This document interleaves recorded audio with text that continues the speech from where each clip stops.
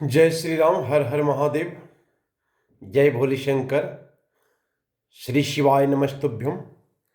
ओम श्री गणेशाय नमः। श्री जानकी वल्लभो विजयते। रामचरितमानस बालकांड। आज का प्रसंग है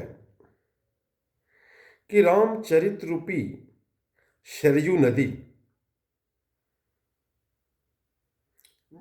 आप राम भक्ति रूपी गंगा में मिलती है। इसलिए यह सुनने वाले सज्जनों के मन को पवित्र कर देगी और बीच बीच में जो भिन्न भिन्न प्रकार की विचित्र कथाएं हैं वे ही मानो नदी के आसपास के वन और बाग हैं। अब क्या क्या कथाएं हैं, पूरी कथाएं संक्षेप में हम लोग एक बार वर्णन करेंगे। तो पहली कथा है उमा महेश विवाह बाराती।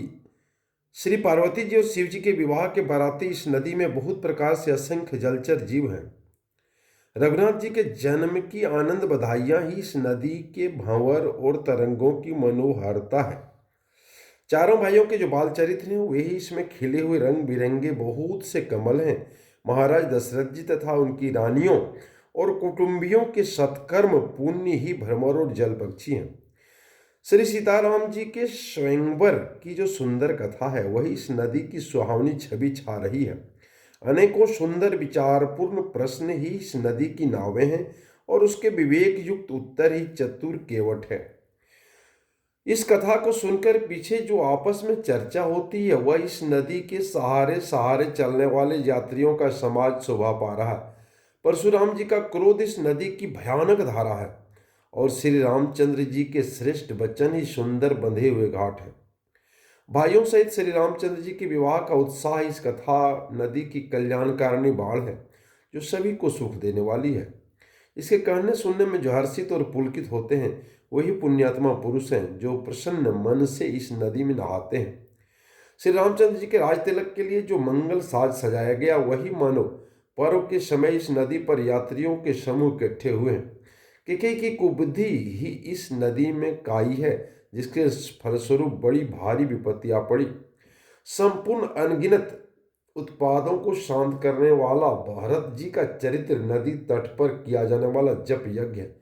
कलयुग के पापों और दुष्टों के अवगुणों के जो वर्णन हैं वे ही इस नदी के जल का कीचड़ और बगुले को हुए हैं। यह कीर्ति रूपिणी नदी छहों ऋतुओं में सुंदर है। सभी समय यह परम सुहावनी और अत्यंत पवित्र है। इसमें शिव पार्वती का विवाह हेमंत ऋतु है। श्री रामचंद्र जी के जन्म का उत्सव सुखदायी शिशिर ऋतु है। श्री रामचंद्र जी के विवाह पर समाज का वर्णन ही इस आनंद मंगलमय ऋतुराज बसंत है। श्री राम जी का वनगमन दुह दुसह ग्रीष्म ऋतु है और मार्ग की कथा की कड़ी धूप और लू है। राक्षसों का साथ घोर युद्ध ही वर्षा युद्ध है जो देव कुल रूपी धान के लिए सुंदर कल्याण करने वाली है।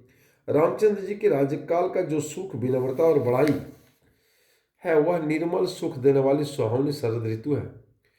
सती शिरोमणि सीता जी के गुणों की जो कथा है वही इस जल का निर्मल और अनुपम गुण है। श्री भरत जी का स्वभाव इस नदी की सुंदर शीतलता है जो सदा एक सी रहती है और जिसका वर्णन नहीं किया जा सकता। चारों भाइयों का परस्पर देखना बोलना मिलना एक दूसरे से प्रेम करना हंसना और सुंदर भाईपना इस जल की मधुरता और सुगंध है। मेरा अंतर्भाव विनय और दीनता इस सुंदर और निर्मल जल का कम हकलापन नहीं है अर्थात अत्यंत हकलापन है। यह जल बड़ा ही अनोखा है जो सुनने से ही गुण करता है आशा रूपी प्यास को और मन के मेल को दूर करता है। यह जल श्री रामचंद्र जी के सुंदर प्रेम को पुष्ट करता है। कलयुग के समस्त पापों और उनसे होने वाली ग्लानि को हर लेता है। संसार के जन्म मृत्यु रूप श्रम को सोख लेता है। संतोष को भी संतुष्ट करता है और पाप ताप दरिद्रता और दोषों को नष्ट कर देता है। यह जल काम क्रोध मद मोह का नाश करने वाला और निर्मल ज्ञान और वैराग्य का बढ़ाने वाला है। इसमें आदर पूर्वक स्नान करने से और इसे पीने से हृदय में रहने वाले सब पाप मिट जाते हैं।